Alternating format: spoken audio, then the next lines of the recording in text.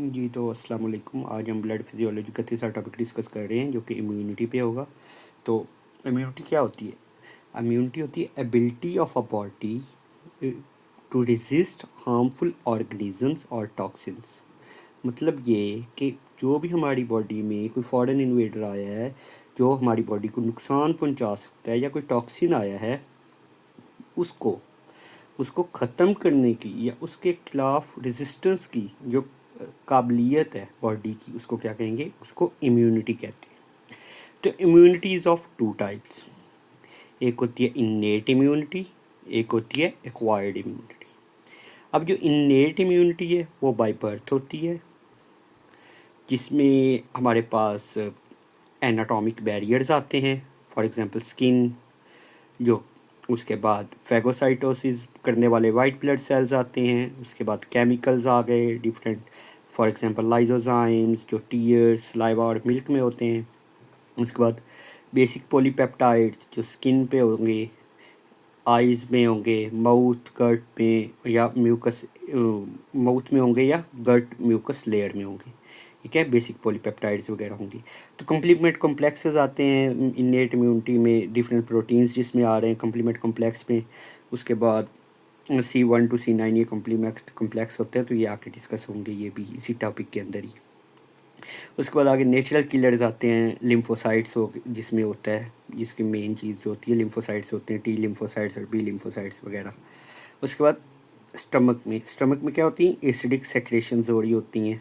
तो वो भी किस में आ रही हैं? जो कि हमारी जर्म्स वगैरह को मारने के लिए, जो हम फूड से खाना खाते हैं तो उसके उसके अंदर जो कोई जर्म्स वगैरह आते हैं तो उसको ख़त्म करने के लिए जो यूज़ होती हैं, वो एसिडिक सेक्रेशंस जो होती हैं वो कौन कर रहा होता है? स्टमक कर रहा होता है। तो वो भी इन्नेट इम्यूनिटी में होती है, ये बाई बर्थ आ रही होती है हमारी बॉडी में।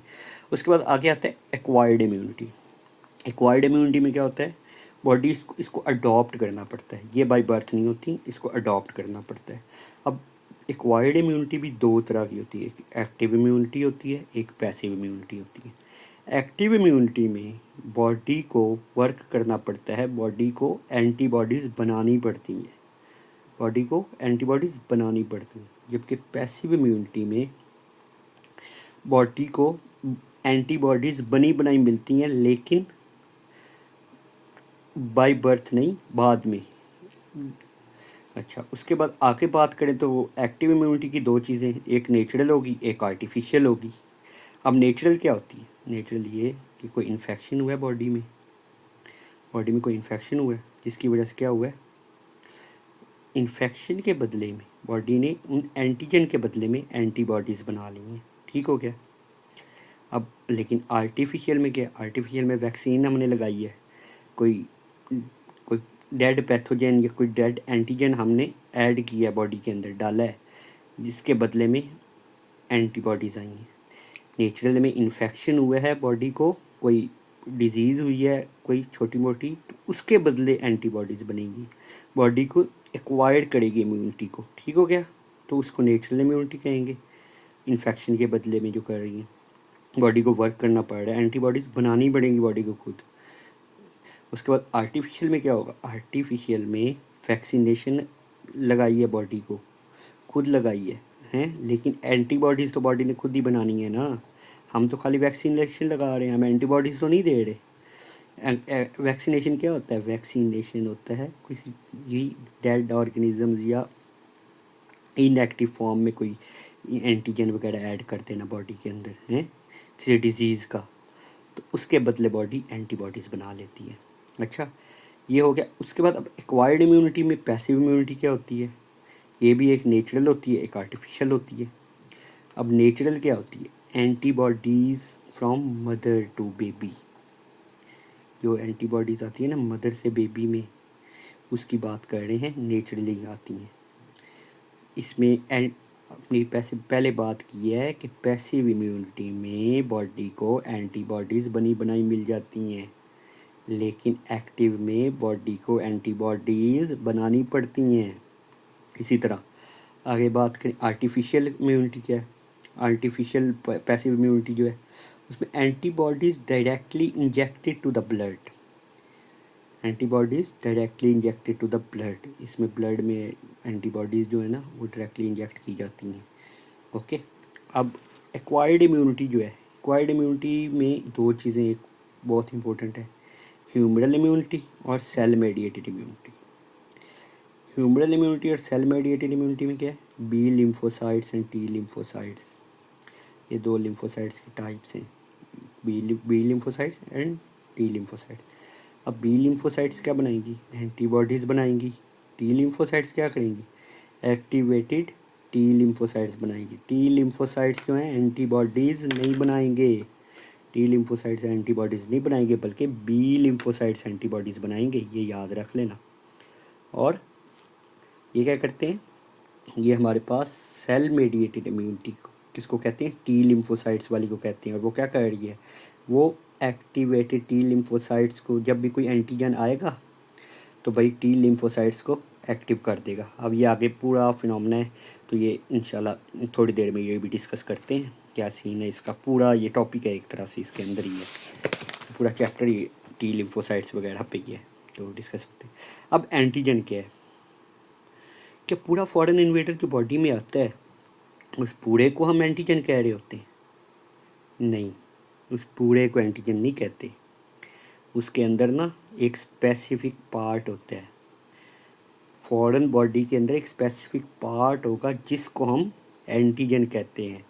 फॉर लेट्स वो एंटीजन पता क्या है, फॉरेन बॉडी का एक आईडी कार्ड है, आइडेंटिटी कार्ड है, कि वो जिसकी वजह से हमारी बॉडी रिस्पॉन्स करेगी कि आया कि ये हमारे ही बॉडी का एंटीजन है, हमारी बॉडी का एंटीजन है, या कोई फॉरेन इन्वेडर आ गया है।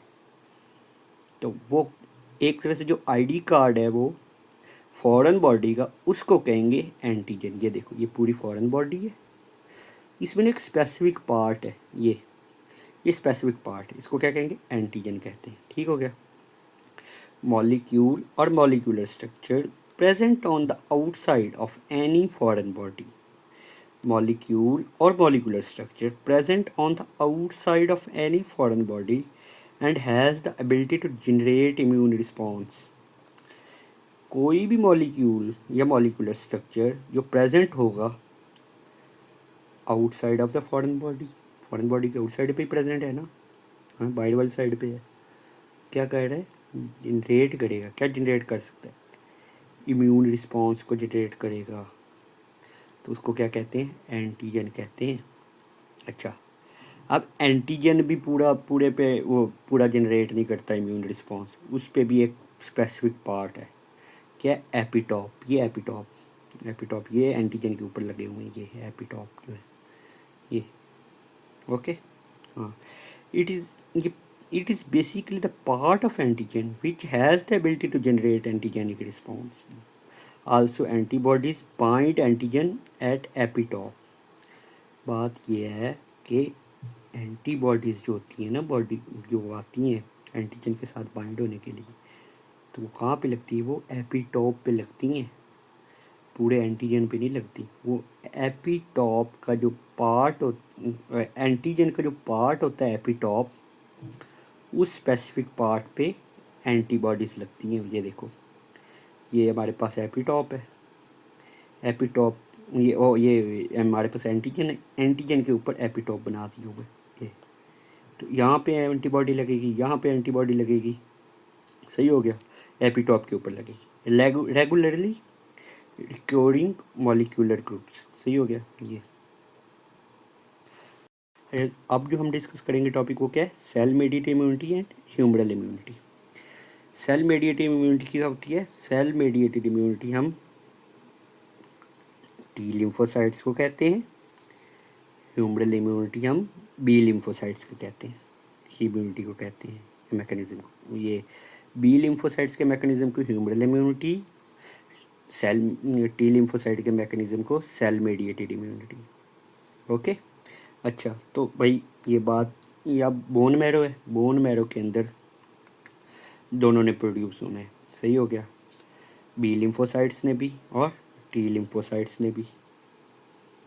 अच्छा, इसका नाम ये टी लिम्फोसाइट्स इसलिए कि थाइमस के अंदर ये बन रहा है, ठीक होगी। इसकी प्रोसेसिंग प्री प्रोसेसिंग जो होगी वो थाइमस के अंदर होगी, और ये बी लिम्फोसाइट इसका नाम इसलिए है कि ये सबसे पहले कहाँ पे देखा गया था, बर्ड्स के अंदर, बर्ड्स ऑफ फेब्रिशियस में देखा गया था, सही होगा, इसलिए बी लिम्फोसाइट्स इसको कहते हैं। तो अब बी लिम्फोसाइट्स की जो होगी ना प्री प्रोसेसिंग क्या होती है, पहले तो ये बताओ ना। प्री प्रोसेसिंग होती है सेल्फ रिएक्टिंग डिस्ट्रॉइंग और स्पेसिफिक रिएक्टिविटी। ये छोटी सी है लिखी हुई, इसको मैं बताता हूँ।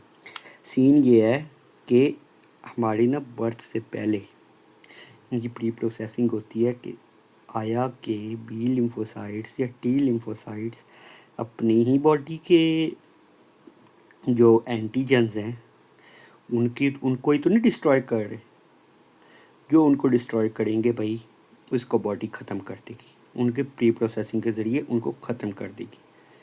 और हर बी लिम्फोसाइट के क्लोन को स्पेसिफिक एंटीजन के लिए एंटीबॉडीज़ बनाने के लिए छोड़ देगी, सही हो गया। इस प्रोसेस को प्री प्रोसेसिंग कहते हैं। अब दोनों सेल्स कहाँ पे बन रहे हैं, बोन मैरो में, सही हो गया। बोन मैरो में तो बनेंगे दोनों सेल, लेकिन टी लिम्फोसाइट्स प्री प्रोसेसिंग के लिए थाइमस में चला जाएगा, सही हो गया। इसकी टी लिम्फोसाइट्स की प्री प्रोसेसिंग कहाँ हो रही है, थाइमस में।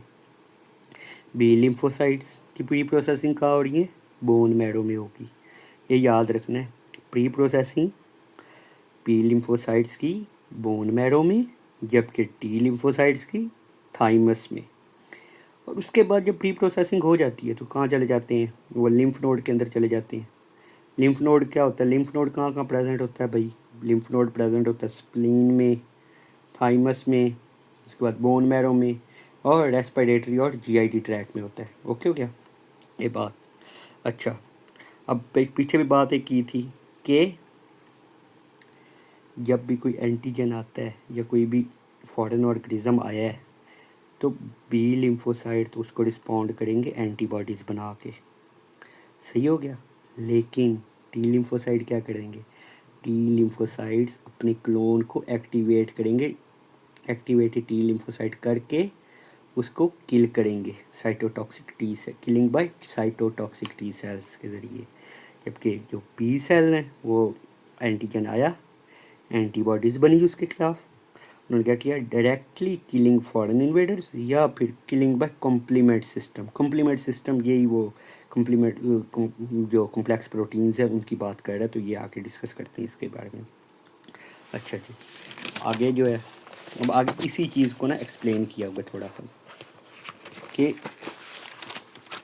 Pre processing of T lymphocytes occurs in thymus, वही बात जो पहले बताइए, pre processing of T lymphocytes occurs in thymus before birth till few month after birth के बर्थ से पहले स्टार्ट होती है और कब तक रहती है, फ्यू मंथ्स आफ्टर बर्थ। अगर हम ना टी लिम्फोसाइट्स को बर्थ से थोड़ी देर पहले से ले के बर्थ की कुछ महीने तक हैं, मतलब 2-3 महीनों तक हम निकाल लेते हैं टी लिम्फोसाइट्स के सेल को थाइमस को निकाल लेते हैं बॉडी से, तो हमारे टी लिम्फोसाइट्स की प्री प्रोसेसिंग नहीं होगी, ये याद रखना। बी टी लिम्फोसाइट्स की प्री प्रोसेसिंग कब होती है, before birth till few months after birth, birth से थोड़ी देर पहले स्टार्ट होती है टिल दो कुछ महीने तक रहती है बर्थ के बाद। ओके, अब pre processing of B lymphocytes occur in bone marrow, वो कहाँ पे हो रही थी, वो हो रही थी थाइमस में, हो रही थी थाइमस में। और ये कहाँ पे हो रही है, बोन मैरो में। क्या चीज़, pre processing of B lymphocytes. और कब होती है, कब स्टार्ट होती है, इन फीटल लाइफ में, फीटल लाइफ में स्टार्ट होती है कहाँ पे, लीवर में, लीवर बोन मैरो, लीवर के बोन मैरो में होती है। Okay, after pre processing clones of B and T lymphocytes form, सही हो गया। अब ये तो नहीं ना कि एक बी लिम्फोसाइट पड़ा हुआ है या 2 पड़े हुए, नहीं, क्लोन्स बन के रहेंगे।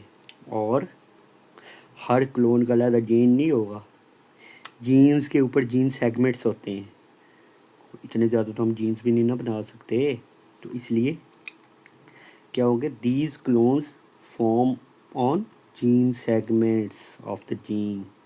फॉर एग्जांपल ये एक जीन पड़ा हुआ है ये, तो इस जीन के ऊपर इतना एक सेगमेंट हो गया, ये दूसरा सेगमेंट, इसके अंदर ये क्लोन्स, डिफरेंट क्लोन्स पड़े होंगे, ये तीन, इसको डिफरेंट कॉम्बिनेशंस के साथ डिफरेंट क्लोन्स बन रहे हैं। ओके, किसके ऊपर? जीन्स के ऊपर।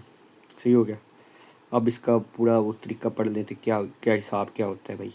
फॉरेन बॉडी एंटीजन आता है बॉडी में, ठीक हो गया। मैक्रोफेज प्रेजेंटिंग सेल्स, अब ये नहीं कि भाई पूरा जो है ना पूरी एंटीबॉडी ही आप, वो पूरा एंटीजन वो जो फॉरेन बॉडी होती है वो आपके सामने इस तरह रख देती, नहीं। मैक्रोफेज आएंगे, मैक्रोफेज आके ना फॉरेन बॉडी को ना खा जाएंगे, खा के जो उसका होगा ना एपिटोप वाला पार्ट, जो एंटीजन वो जिसके जिसके ऊपर एंटीबॉडी ने लगना है, वो इस तरह करके प्रेजेंट हो जाएगा। ये लो भाई, प्लेट में रख के प्रेजेंट करके दे दिया आपको। तो फिर भाई फिर क्या होगा? बी लिम्फोसाइट्स आएंगे, क्या किस में कन्वर्ट होंगे? लिम्फोब्लास्ट में। लिम्फोब्लास्ट आगे किस में कन्वर्ट होंगे? प्लाज्मा ब्लास्ट में। प्लाज्मा ब्लास्ट जो होते हैं ना, प्लाज्मा ब्लास्ट से क्या बनता है? प्लाज्मा सेल बनता है जो एंटीबॉडीज़ बनाता है। एंटीबॉडी से फिर बी लिम्फोसाइट्स से लिम्फोब्लास्ट बनता है, फिर प्लाज्मा ब्लास्ट बनता है, फिर उसके बाद प्लाज्मा सेल में कन्वर्ट हो जाता है, और प्लाज्मा सेल एंटीबॉडी बना देता है किसके साथ? और अटैच हो जाता है उस एंटीजन के साथ। ठीक हो गया। और दूसरी साइड पे ये तो हो गया ना बी लिम्फोसाइट्स का मैकेनिज़्म। दूसरी साइड पे इसने भाई एंटीबॉडीज़ बनानी है, लेकिन इधर क्या होता है? टी लिम्फोसाइट्स ने क्या करना है? टी लिम्फोसाइट ने सरफेस रिसेप्टर प्रोटीन्स प्रेजेंट होते हैं किस पे? ऑन टी सेल में। उसके ऊपर जाके भाई उसने एंटीजन को प्रेजेंट कर देना, ये लो भाई लगा लो, और उधर से वो किल हो जाएगा। ठीक हो गया। अब आगे जो होते हैं ना एंटीबॉडी, ये नहीं कि भाई एंटीजन पे कोई भी एंटीबॉडी आके लग सके, नहीं। Antibodies are very specific for antigens and clones of B cells. सही हो गया कि हर क्लोन जो होता है ना, बी सेल का क्लोन जो होता है वो वेरी स्पेसिफिक होता है अपनी एंटीबॉडीज़ के और एंटीजन के। ठीक हो गया। उसके बाद plasma blast divides in 10 hours about 9 times as it is exports to antigen. मतलब ये कि अगर हम बात करें ना, आप मतलब 8-10 घंटों बाद ना इसने डिवाइड होना है अपने।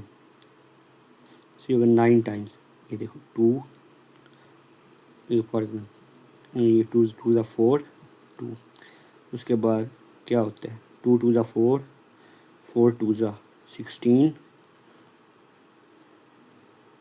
16 2 ज़ा 32, 32। इसी तरह ना ये डिवाइड होते होते 9 टाइम ये डिवाइड होकर 1 2 3 4, इसे 9 टाइम ये डिवाइड होकर ना अराउंड 500 कुछ बनता है। और ये अराउंड हर 10 घंटों बाद, ठीक हो गया ना, 10 घंटों बाद ये होगा, फिर 20 घंटों बाद ये, फिर 30 घंटों बाद ये, फिर इसके बाद आगे जिस तरह करते करते जाओ तो 9 टाइम्स इसने डिवाइड होना है। ठीक हो गया। जो भी होते हैं ये प्लाज्मा ब्लास्ट डिवाइड होते हैं प्लाज्मा सेल्स में। सही हो गया। उसके बाद आगे जो है, आगे भाई memory cells, primary and secondary immune response जो है, ये क्या है? ये क्या बला है? ये कोई बला नहीं है, ये भी हमारा एक टॉपिक है। ओके। अब फर्स्ट एक्सपोजर हुआ है किसी एंटीजन का हमारी बॉडी को, तो उसमें क्या हुआ है? उसमें ना पहले बी सेल बनेगा, वही पूरा मैकेनिज्म, फिर लिम्फोब्लास्ट बनेगा, फिर प्लाज्मा ब्लास्ट बनेगा, फिर प्लाज्मा सेल बनेगा, और फिर जाके कहीं एंटीबॉडीज़ कहीं बनेगी जाके। ये होता है पहली दफ़ा ही फर्स्ट एक्सपोजर में। लेकिन जब सेकंड एक्सपोजर आता है ना, उसमें इस तरह का कोई सीन नहीं होता। तुम्हें पता क्या होता है? उसमें भाई मेमोरी बी सेल के पास जब एंटीजन आता है ना, वो एक अपने साथ ही एक मेमोरी सेल भी बना देता है, जिसके पास ना सारी इन्फॉर्मेशन स्टोर होती है। मेमोरी कार्ड है भाई इसके पास पड़ा हुआ है इसके बाद ना सारा पिछला उसका रिकॉर्ड पड़ा हुआ है कि हाँ जी ये एंटीजन आया था पहले बॉडी में, इसने ये रिस्पॉन्स दिया था, अब इसको किस तरह निबड़ना है वो देखना है। कि इसका क्या हिसाब लगाना है कि पहले भी भाई तू आया था, तो अब तुझे कोई माफ़ी नहीं देनी, और अब मेरे पास जो है ना, मैंने मतलब पहले से तैयारी करके रखी हुई है। तो उस तैयारी के बदले में ना वो भाई एंटीबॉडीज़ बहुत जल्दी रैपिडली बना देता है, बहुत जल्दी बनाता है। सही हो गया। और उस क्या होता है, रिस्पॉन्स भी जल्दी देता है, एडिट रिस्पॉन्स देता है, लेस टाइम ऑफ एक्टिवेशन लगाता है, एक्टिवेट भी जल्दी हो जाता है, और प्रोलॉन्ग्ड रिस्पॉन्स होता है। ये जो होता है ना, ये थोड़ी देर के लिए रिस्पॉन्स देते हैं फर्स्ट टाइम एक्सपोजर, लेकिन जब सेकंड टाइम आएगा ना, वो कहता है भाई अब मैंने तुझे छोड़ना ही नहीं है। अब प्रोलॉन्ग्ड रिस्पॉन्स रहता है कि भाई मैं बहुत देर तक वो ना अपना रिस्पॉन्स एंटीबॉडीज़ दे ही रखती हैं। और यही फिनोमेना जो होता है ना, ये वैक्सीनेशन में भी यूज़ होता है कि वैक्सीनेशन में ना हम लोग कोई डेड ऑर्गेनिज्म जो है ना ऐड कर देते हैं बॉडी के अंदर। तो जिसके बदले में हमारी बॉडी जो होती है मेमोरी सेल्स को डेवलप कर देती है उस एंटीजन पे। जब असल में कोई वो एक्टिव फॉर्म में एंटीजन आता है, बॉडी भाईजान एंटीबॉडीज़ बनाई हुई होती हैं उसने, और उसी वक्त ही अटैक करके ना उस एंटीजन को ख़त्म कर देती हैं और डिजीज़ से हम बच जाते हैं। ये इधर ग्राफ की सूरत में देख लो, ये पहला फर्स्ट एक्सपोजर हुआ है। फर्स्ट एक्सपोजर में इसको प्राइमरी रिस्पॉन्स कहेंगे। छोटा सा रिस्पॉन्स है, इतना ज़्यादा टाइम भी नहीं, मतलब ना कम टाइम में ना रिस्पॉन्स ख़त्म हो गया। लेकिन जब दूसरा एक्सपोजर आया उसी एंटीजन का, तो भाई जान रिस्पॉन्स भी बढ़ा है, टाइम भी कोई नहीं लगा, एकदम एंटीबॉडीज़ बनी और रिस्पॉन्स भी चलता ही जा रहा है, प्रोलॉन्ग्ड रिस्पॉन्स है। ओके, ये बात है। अच्छा जी, इसके बाद जो अगला टॉपिक है वो एंटीबॉडीज़ के बारे में, कि एंटीबॉडीज़ की जा रहे हैं। एंटीबॉडी है क्या? एंटीबॉडीज़ क्या है? इम्यूनोग्लोबुलिन प्रोटीन्स है, इम्यूनोग्लोबुलिन प्रोटीन्स है। अब इसके स्ट्रक्चर की बात करें ना, ये एक स्ट्रक्चर बना हुआ है, शायद हो सकता है आपको समझ आ जाए यार, क्योंकि मेरी ड्राइंग भी इतनी अच्छी नहीं है, तो फिर देख लेना, समझ आ जाएगी, उम्मीद तो है। अब एंटीबॉडी पे ना लाइट चेन होती है और हैवी चेन्स होती हैं। ये लाइट चेन्स है, और ये सॉरी, ये हैवी चेन्स है, ये पूरी हैवी चेन है। और ये जो है, ये जो साइड पे लगी, ये क्या है, ये लाइट चेन्स है। ठीक हो गया। अब इसका पार्ट की बात करें तो एक पोर्शन जो ऊपर वाला पोर्शन होगा वो क्या होगा, वेरिएबल पोर्शन होगा, वो हर एंटीजन के लिए ना अलहदा होता है। और जो नीचे वाला पोर्शन होता है वो कांस्टेंट होता है, हर एंटीबॉडी का सेम ही होता है, ये वाला नीचे वाला जो पोर्शन होता है। सही हो गया। और इसके दरमियान में जो होती है, ये क्या नाम है, बॉन्डिंग हुई हुई है। सही हो गया। और अभी इसको इधर पढ़ लेते हैं क्या है ये।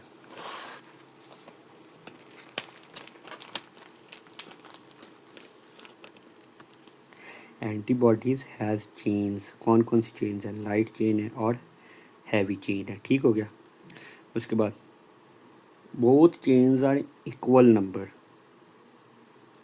के दोनों चेन्स इक्वल नंबर में होती हैं। अगर दो लाइट चेन होगी ना तो दो ही हैवी चेन्स होंगी। ये नहीं कि दो लाइट चेन है तो 8 हैवी चेन्स होगी, नहीं, इस तरह नहीं होता भाई। दो लाइट हैं तो दो ही हैवी होंगी। और वो कहाँ तक होती हैं, 2 to 10 होती हैं। Between heavy chains hinge region is present. ये देखो, हैवी चेन्स के दरमियान में हिंज रीजन प्रेजेंट होता है, ये देख लो हिंज रीजन।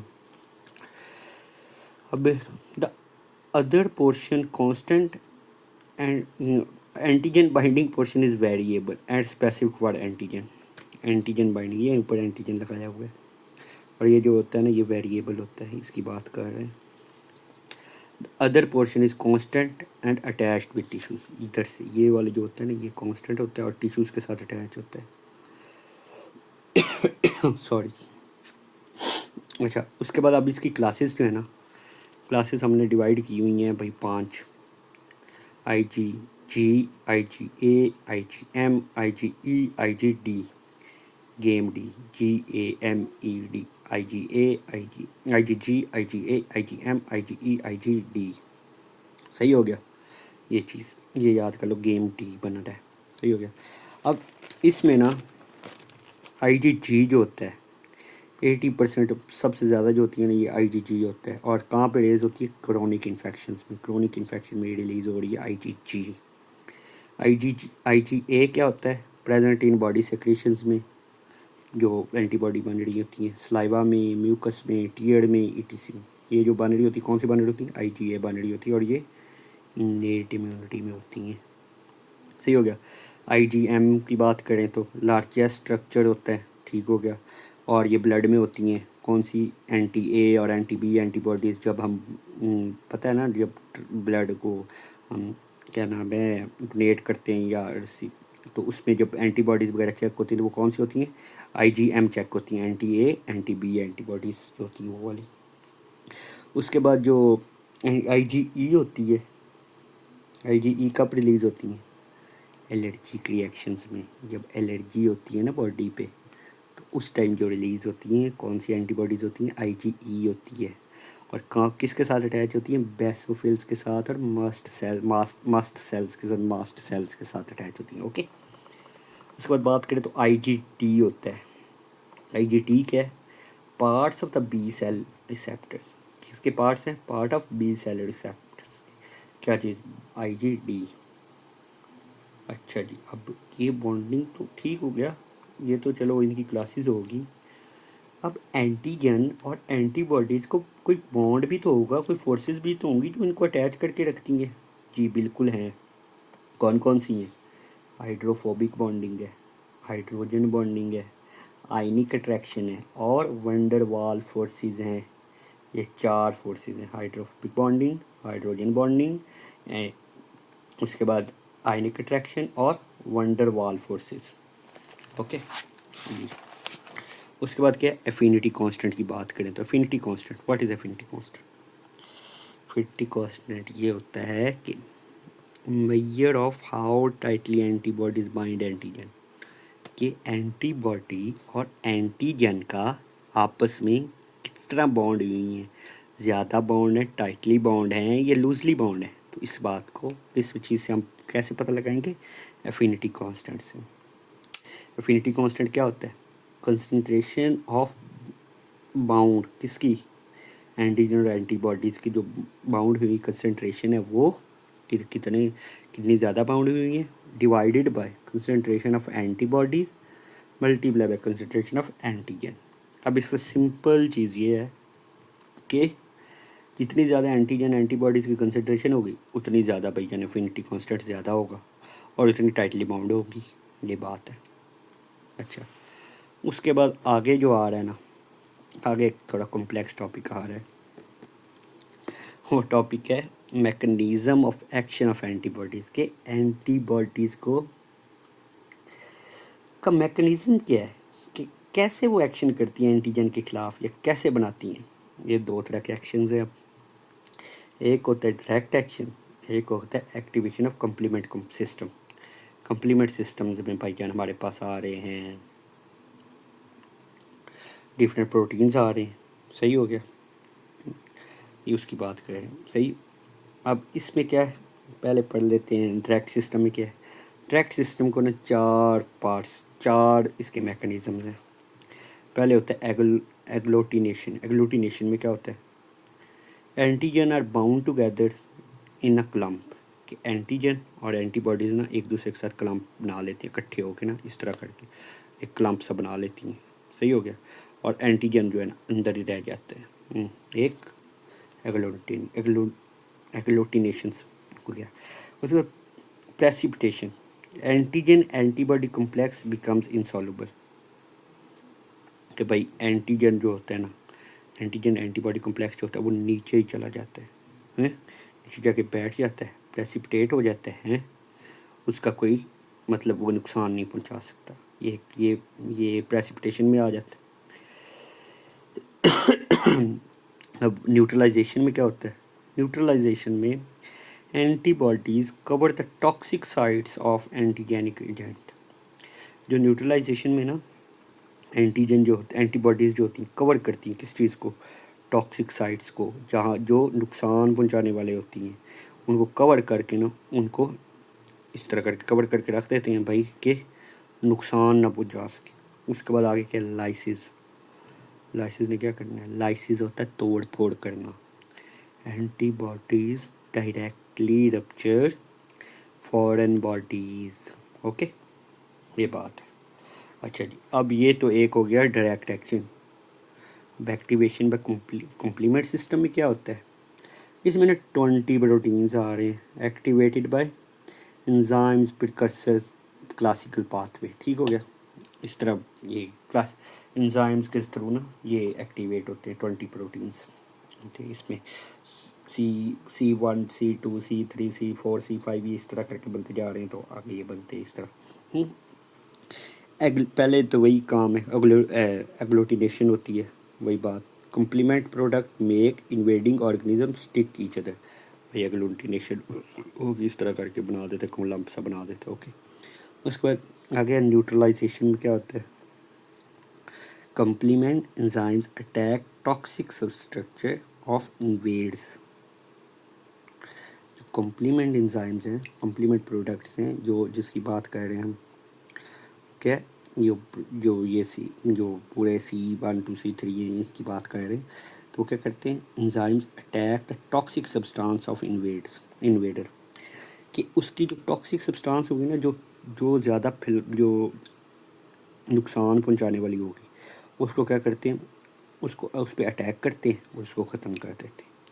उसके बाद लाइटिक कॉम्प्लेक्स लाइसिस होती है। लाइसिस कौन करता है, लाइटिक कॉम्प्लेक्स का है C5B6 7 8 9, ये पूरा कॉम्प्लेक्स का नाम है। Rupture of membrane of invader की मेम्ब्रेन को ही भाईजान तबाह कर देगा, ख़त्म कर देगा। ओके, उसके बाद आगे क्या है, आगे हमारे पास opsonisation. Opsonisation white blood cell भी पड़ा था, वो क्या कर रहा था, वो टैग लगा रहा था। क्या कर रहा था, टैग लगा रहा था। किस पे लगा रहा था, कोई फॉरेन इन्वेडर आया है, उसके साथ एंटीबॉडी लगी है, एंटीबॉडी लग के C3B बनाया है, और उसने कर दिया है हमारे साथ अटैच कर दिया है, क्या नाम है, एक टैग लगा के, ताकि मैक्रोफेज आएगा, उसको खा जाएगा, फैगोसाइटोसिस हो जाएगी। ओके, उसके बाद आगे आता है कीमोटैक्सिस। कीमोटैक्सिस क्या है, कीमोटैक्सिस है C5, कीमोटैक्सिस क्या है, C5A जो है एक कॉम्प्लेक्स है, और क्या करेगा, attract the neutrophils and macrophages, जो न्यूट्रोफिल्स और मैक्रोफेजेस को अट्रैक्ट करके उसको उसकी कीमोटैक्सिस करवाएगा और ख़त्म करेगा 1 मिनट। उसके बाद आगे क्या है, mast cell and basophil activation करता है। कौन करता है, C3A C4A C5A करता है, जो क्या करेंगे, रिलीज ऑफ हिस्टामीन, हेपरिन और इन्फ्लेमेशन। और आगे इन्फ्लेमेशन में क्या होता है, ब्लड फ्लो इंक्रीज़ हो जाता है, परमिबिलिटी इंक्रीज़ हो जाती है, और वॉलिंग ऑफ हो जाता है। ये इन्फ्लेमेशन का जो मैकेनिज्म है, जो वाइट ब्लड सेल में पड़ा हुआ है, वही है।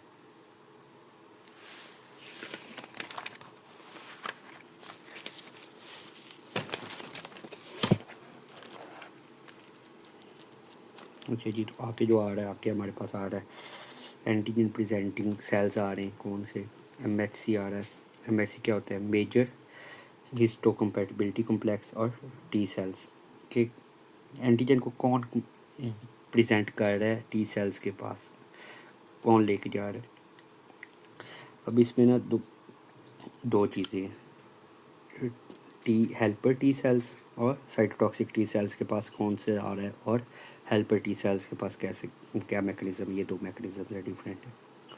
और जो साइटोटॉक्सिक टी सेल्स पे जो एंटीजन होगी ना प्रेजेंट करे होगी, वो पता है कौन करेगा, वो करेगा MHC1 करेगा, प्रोटीन MHC1 प्रोटीन करेगा। जबकि उधर जो टी सेल पे टी हेल्पर सेल्स पे जो होंगी, वो कौन करेगा, MHC2 प्रोटीन करेगी, एंटीजन प्रेजेंट करेगा। T cell cytotoxic T cells पे MHC1, हेल्पर टी सेल्स पे MHC2 होगी। और ये इन दोनों में MHC1 क्या होगा, ऑल न्यूक्लिएटेड सेल्स भी होते हैं, ये सारे न्यूक्लिएटेड सेल्स होते हैं। लेकिन इसमें क्या है, MHC2 जो होते हैं ना, ये स्पेसिफिक होते हैं, ये इनका काम ही ये होता है, प्रोफेशनल एंटीजन हैं, प्रोफेशनल एंटीजन प्रेजेंटिंग सेल्स होते हैं। इसमें कौन कौन से आते हैं, dendritic cells, macrophages, B cells and thymic epithelial cells आते हैं। अब MHC के मेजर हिस्टोकम्पैटिबिलिटी कॉम्प्लेक्स है, एक जीन है, ये प्रोटीन, ये जीन है। अब MHC1 और 2 जो है, ये प्रोटीन्स है। जीन के इसके ऊपर जो जो कौन कौन से प्रोटीन्स हैं, MHC proteins are encoded by MHC genes. MHC protein कौन से, MHC1, MHC2। MHC1 किस पे होते हैं, साइटोटॉक्सिसिटी सेल्स पे जो एंटीजन को प्रेजेंट कर रहे हैं, और MHC2 किस पे कर रहे हैं present, T cell helpers T cells पे। और इसके साथ जो सेल एडिशन प्रोटीन लगा होगा वो अटैच होता है, जो अटैच करता है एंटीजन को टी सेल के साथ, वो किस पे होता है, वो टी सेल्स के साथ लगा हुआ होता है प्रोटीन वो। इसके बाद जो आगे हमारे पास टॉपिक है वो टाइप्स ऑफ टी सेल्स आ गए। टाइप्स ऑफ टी सेल्स के हैं, टी है, ये ऊपर भी पढ़ी है, टी है हेल्पर टी लिम्फोसाइट्स, उसके बाद साइटोटॉक्सिक टी लिम्फोसाइट्स और सुप्रेसर टी सेल्स जो होते हैं, T helper sales, cytotoxic T sales और सुप्रेसर टी सेल्स। अब इसकी बात करें तो क्या होता है, टी हेल्पर टी सेल्स जो होते हैं वो ऑल डिफेंस में सिस्टम ऑफ बॉडी को एक्टिवेट करते हैं।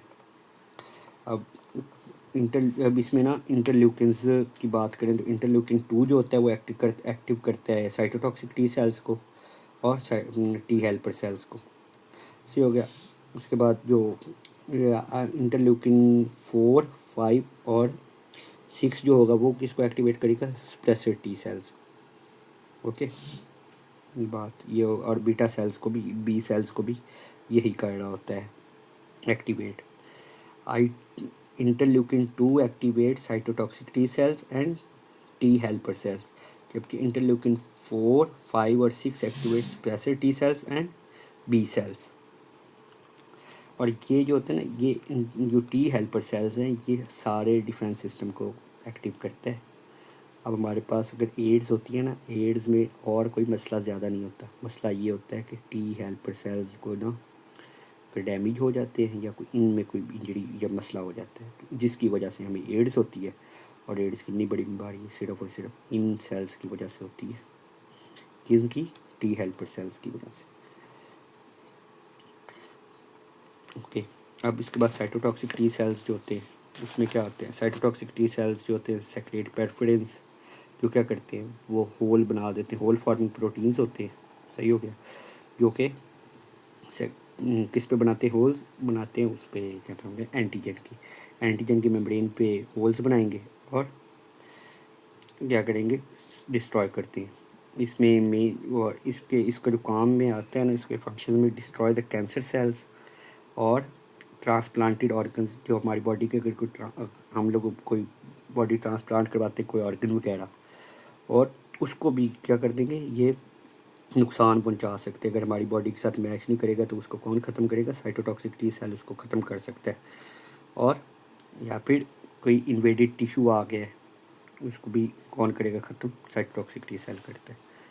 उसके बाद आगे आता है suppressor T cells, suppresses the cytotoxic and T lymphocytes और हेल्पर सेल्स को स्प्रेसेस कर रहा है कौन, ये स्प्रेसर टी सेल्स। उसके बाद आगे आता है immunity tolerance. It's the state of unresponsiveness of the immune system of the body on antigen. Body के अंदर भी तो एंटीजन प्रेजेंट है ना, उनको उनको कौन उस उनको क्यों नहीं, कौन नहीं नुकसान पहुंचाने दे रहा हमारी बॉडी के फंक्शन, उस फंक्शन को क्या कहते हैं, इम्यून टॉलरेंस सिस्टम जो है उसको कहते हैं। अब ये कैसे बनता है, जब ये पहले बात हुई है प्री प्रोसेसिंग की, ये प्री प्रोसेसिंग होती है ना बी लिम्फोसाइट्स की, टी लिम्फोसाइट्स की, उसके ज़रिए हमारी इम्यून टॉलरेंस बनती है। Self antigens are exposed to lymphocytes by process of pre-processing. Self antigens are expose to lymphocyte by process of pre processing. यही वही बात है कि लिम्फोसाइट्स जो है उनकी प्रोसेसिंग, प्री प्रोसेसिंग होती है और एंटीजेंस जो होते हैं उनको एक्सपोज किए जाते हैं। जो लिम्फोसाइट उसको एंटीजन को नुकसान पहुंचाएगा उस लिम्फोसाइट्स को भाई ख़त्म कर दिया जाता है प्री प्रोसेसिंग के दौरान। Lymphocytes that react with self antigens are destroyed, वही बात। और उसके बाद आगे बात करते हैं ऑटो इम्यून डिजीज़ क्या होती है। ऑटो इम्यून डिजीज़ में क्या होता है, immune tolerance is lost, immune tolerance ख़त्म हो जाती है। लिम्फोसाइट रिएक्ट सेल्फ एंटीजेंस,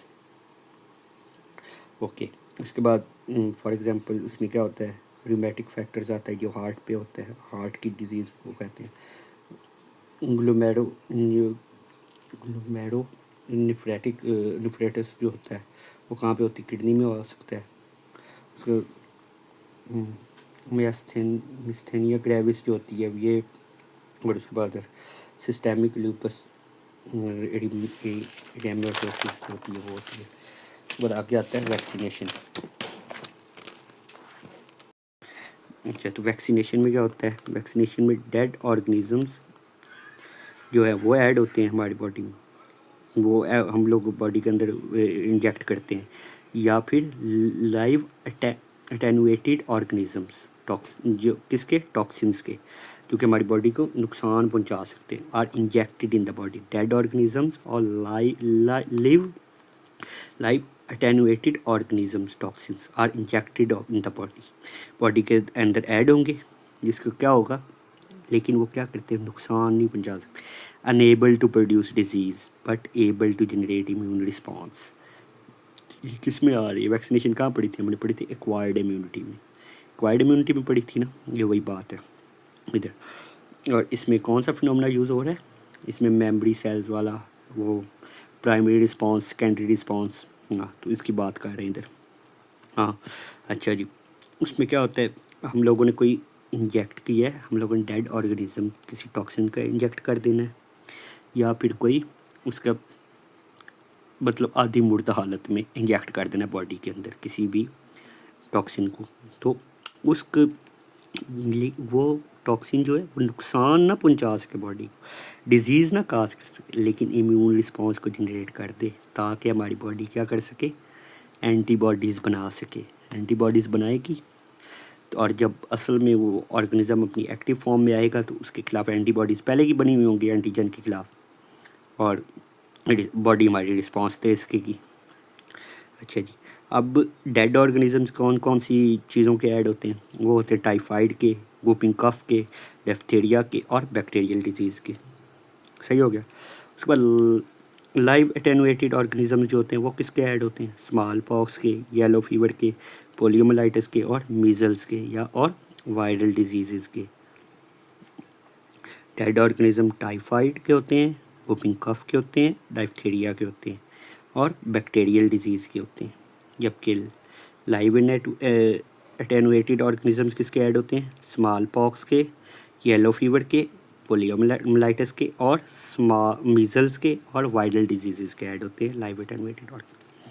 उसके बाद टॉक्सिन्स जो होते हैं, टॉक्सिन्स क्या है, टॉक्सिन्स किस किस के ऐड होते हैं, वो होता है टेटनस के और बोटो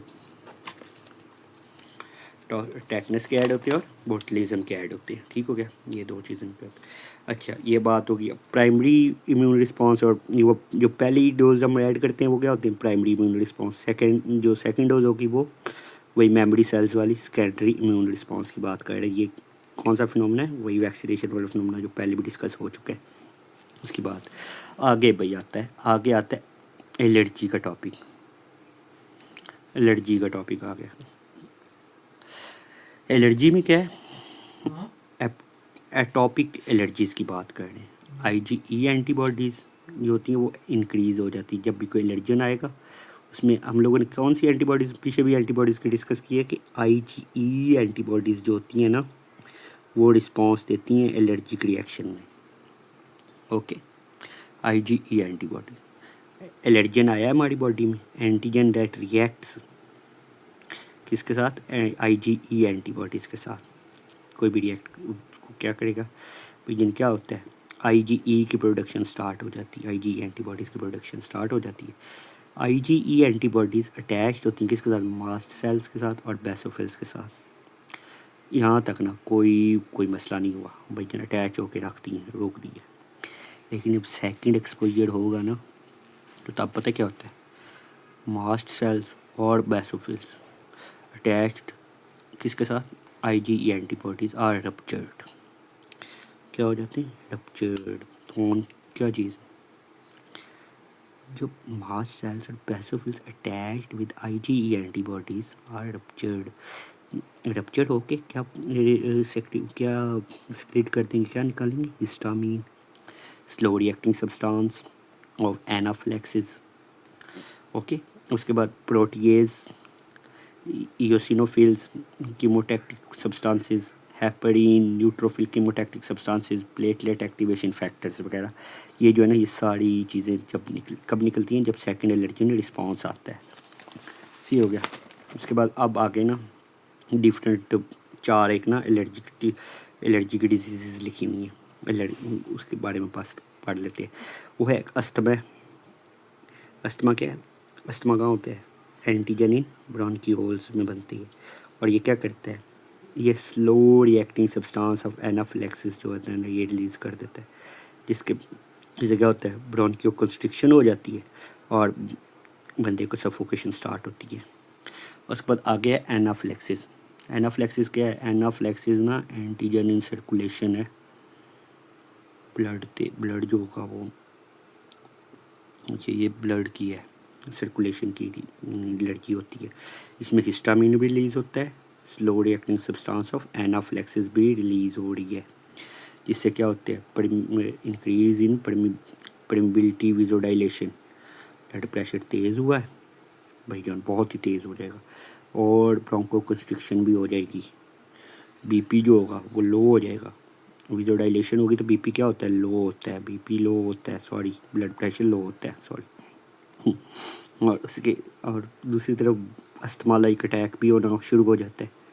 अब अगर इस चीज़ को ना, एनाफिलैक्सिस को अगर हम जल्दी से ट्रीट ना करें तो क्या होता है, हम बंदे की अल्टीमेटली डेथ हो सकती है, पेशेंट की डेथ हो सकती है एनाफिलैक्सिस वाले की, अगर इसको ट्रीट ना किया जाए तो। क्योंकि बीपी लो हो गया है भाई, अस्थमा लाइक अटैक भी हो रहे हैं ब्रोंको कंस्ट्रिक्शन की वजह से।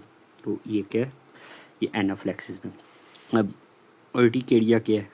एंटीजन इन स्किन है, स्किन पे होते हैं, हिस्टामिन रिलीज़ होगा सारों में ना। देखो, एनाफिलैक्सिस में भी हिस्टामिन रिलीज़ हो रहा है, अर्टिकेरिया में भी हिस्टामिन रिलीज़ हो रहा है, हे फीवर में भी हिस्टामिन रिलीज़ हो रहा है। तो इनके अगर ट्रीटमेंट पे जाएंगे तो एंटी हिस्टामिन देना पड़ेगा। अच्छा, अर्टिकेरिया में क्या है? हिस्टामिन रिलीज़ हुआ है तो क्या करेगा? Increase in permeability and visualisation को इंक्रीज़ करेगा और हाइव्स टाइप हो जाएगी, और ये इचिंग टाइप हो स्टार्ट हो जाएगी। उसके बाद आगे हे फीवर क्या है? ये भाईजान छींके आना जब इसमें स्टार्ट हो जाती है, इसमें स्किन की एलर्जी होती है, ये भाईजान हमें छींके वगैरह आना स्टार्ट हो जाती है। Antigen in nose, histamine release हुआ, इसमें भी हिस्टामिन रिलीज़ हो रहा है, वही बात, इसमें भी हिस्टामिन रिलीज़ हो रहा है, इसमें भी हिस्टामिन रिलीज़ हो रहा है, लेकिन अस्थमा में हिस्टामिन रिलीज़ नहीं हो रहा। अच्छा, हिस्टामिन रिलीज़ हुआ, लोकल इंट्रानेज़ल डायलेशन होती है, और नोज़ क्या होता है, स्नीजिंग स्टार्ट हो जाती है, और रनी नोज़ स्टार्ट हो जाता है, नाक बहना स्टार्ट हो जाता है। ओके, ये तो होगी भाईजान चार डिजीज़ थी। किसकी?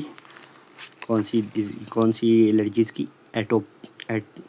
एटोपिक एलर्जीज़ की ये चार डिजीज़ थी मेनली। ये ही हम लोग सुनते आते हैं, एटोपिक एलर्जीज़ की ही टाइप्स को हम डिस्कस करते हैं, लेकिन एक और तरह की भी है, डिलेड रिएक्शन एलर्जीज़।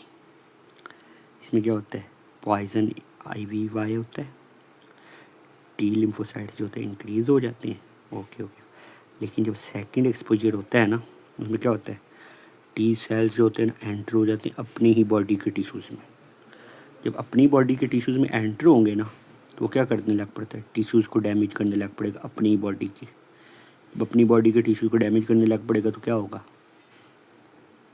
नुकसान किसका होगा? अपना ही होगा। तो क्या बनेगा? डेड हो जाएगा पेशेंट, बंदा पुड़क जाएगा, ये चीज़। ओके, अल्लाह हाफिज़। ये था आज का हमारा टॉपिक।